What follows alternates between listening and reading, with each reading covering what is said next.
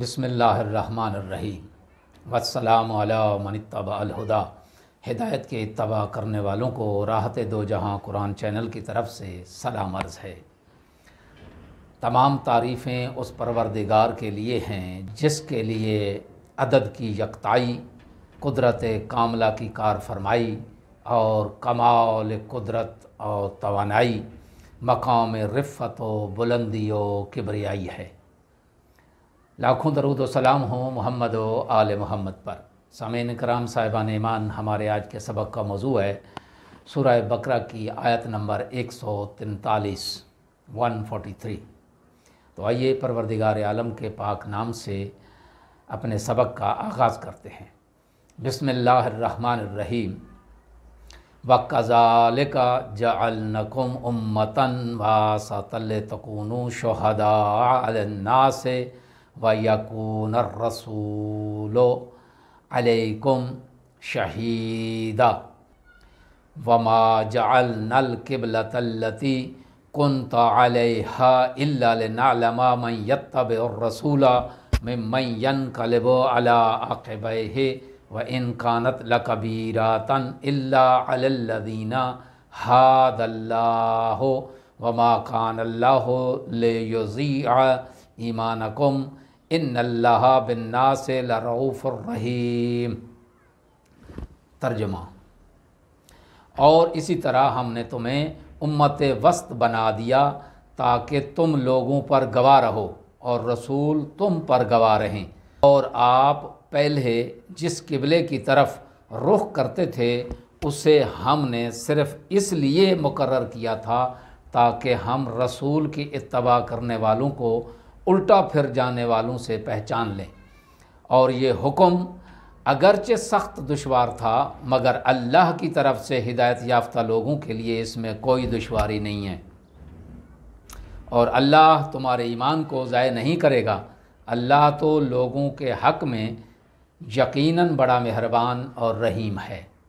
اس آیت کی تفسیر: بعض مفسرین وسط سے مراد میانہ روی لیتے ہیں، یعنی اس امت میں افراط و تفریط نہیں ہے بلکہ اس کے عقائد اور افکار میں میانہ روی ہے۔ یہ مادی اشیاء کو ضرورت سے زیادہ اہمیت نہیں دیتی اور نہ ہی ترک دنیا اور رہبانیت کی قائل ہے۔ اپنے ادراکات اور نظریات میں میانہ رو ہے، اندھی تقلید کا شیوا نہیں ہے، اس میں فکری جمود نہیں پایا جاتا، یہ عقل کو مقام دیتی ہے اور تجربات کو بھی تسلیم کرتی ہے۔ باہمی تعلقات اور اجتماعی امور میں بھی میانہ رو ہے، انفرادی اور اجتماعی حقوق کی مخالف نہیں ہے۔ محل وقوع کے اعتبار سے بھی یہ امت قرۂ ارض کے عین وسط میں واقع ہے اور مغرب و مشرق دونوں کے لیے اہمیت کی حامل ہے۔ عہد و زمانے کے اعتبار سے بھی وسط میں واقع ہے کہ انسانیت کی فکری ناپختگی اور طفولیت کے بعد عقلی رشد کا آغاز بھی اسی امت سے ہوا ہے۔ یہ ساری باتیں اپنی جگہ پر درست ہیں مگر آیت سے یہ مطلب مراد نہیں لیا جا سکتا۔ کیوں؟ اس لیے کہ مذکورہ خصوصیات کے پیش نظر نہ تو یہ امت دوسرے لوگوں پر گواہ بن سکتی ہے، نہ رسول صلی اللہ علیہ وآلہ وسلم اس امت پر گواہ بن سکتے ہیں، یعنی گواہ بننے کے ساتھ ان باتوں کا کوئی ربط نہیں ہے، جبکہ آیت میں وسط اور شہادت کے درمیان ربط بیان کیا گیا ہے۔ نیز امت کو اعمال اور کردار کے درمیان نہیں بلکہ رسول اور لوگوں کے وسط میں قرار دیا گیا ہے۔ اس آیت کا مفہوم جاننے کے لیے ہمیں ان امور کی طرف توجہ دینا ہوگی۔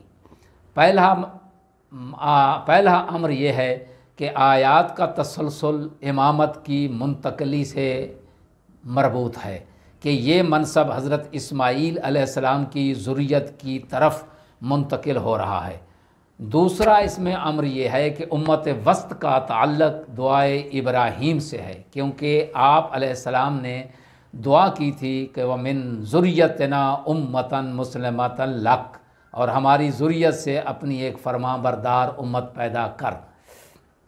نیز اس امت وسط کو مخاطب کر کے فرمایا، سورہ حج میں ارشاد ہوا کہ ملت ابیکم ابراہیم ہوا سماکم المسلمین من قبل وفی ھذا لیکون الرسول شہیدا علیکم وتکونوا شہداء علی الناس۔ اس کا ترجمہ یہ ہے کہ یہ تمہارے باپ ابراہیم کا دین ہے، اسی نے تمہارا نام مسلمان رکھا اس قرآن سے پہلے اور اس قرآن میں بھی، تاکہ یہ رسول تم پر گواہ رہے اور تم لوگوں پر گواہ رہو۔ اس آیت کی دلالت زیادہ واضح ہے کیونکہ اس میں دو موارد ایسے ہیں جو ائمہ طاہرین علیہ السلام کے لیے امت وسط ہونے پر واضح دلیل ہیں۔ نمبر 1، آیت کے اول میں ملت ابیکم کا یہ جو جملہ ہے یہ بتا رہا ہے کہ امت وسط سے مراد ذریت ابراہیم ہے، جو کہ ائمہ طاہرین علیہم السلام ہیں۔ اور دوسرا مورد وَتَكُونُوا شُهَدَاءَ عَلَى النَّاسِ یہ ہے کہ امت وسط لوگوں پر گواہ ہے، اور لوگوں پر گواہ تو صرف ائمہ اور انبیاء ہو سکتے ہیں۔ لہٰذا ثابت ہوا کہ امت وسط سے مراد ائمہ طاہرین، ائمہ اہل بیت علیہم السلام ہیں۔ اور دیگر قرآنی آیات سے بھی معلوم ہوتا ہے کہ شہادت اور گواہی فقط وہ دے سکتا ہے جس کا لوگوں کے اعمال کے ساتھ کوئی تعلق اور ربط ہو۔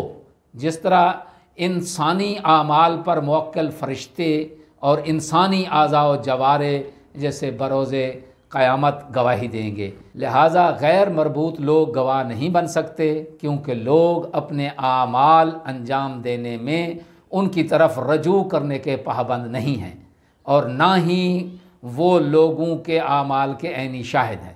اسی بنا پر بروز قیامت اللہ تعالیٰ کی بارگاہ میں قائم ہونے والی عدالت میں فقط وہی ہستیاں گواہی دے سکیں گی جو لوگوں کے اعمال کی صحت ان کے صحیح یا غلط ہونے کی کسوٹی ہیں۔ اس آیت میں بیان ہونے والے اہم نکات، پہلا نقطہ یہ ہے کہ امت وسط سے مقصود ائمہ اہل بیت علیہم السلام ہیں۔ دوسرا نقطہ یہ ہے کہ امت وسط فیض خداوندی کا ذریعہ ہیں، ان کے دامن سے متمسک رہنا چاہیے۔ تیسرا اہم نقطہ اس میں یہ ہے کہ بندے کو چاہیے کہ امت وسط کو اپنے اچھے اعمال کا شاہد سمجھتے ہوئے نیک اعمال بجا لائے، ورنہ یہ شہادت اس کے خلاف ہو جائے گی۔ چوتھا نقطہ اس میں یہ ہے کہ امت وسط کو تمام امتوں پر برتری حاصل ہے۔ پانچواں نقطہ اس میں یہ ہے کہ بعض احکام ایسے ہوتے ہیں جن کے نفاذ سے لوگوں کے ایمان کا وزن معلوم ہوتا ہے۔ چھٹا اور آخری نقطہ اس میں جو بیان کیا گیا ہے وہ یہ ہے کہ نماز سے ایمان کا ثبوت فراہم ہوتا ہے۔ آخر میں استدعا ہے کہ کلام پاک کا جو سبق آپ سنیں اپنے حلقہ احباب تک اس کو پھیلائیں تاکہ زیادہ سے زیادہ لوگ اس سے مستفید ہو سکیں۔ وآخر دعوانا ان الحمد للہ رب العالمین۔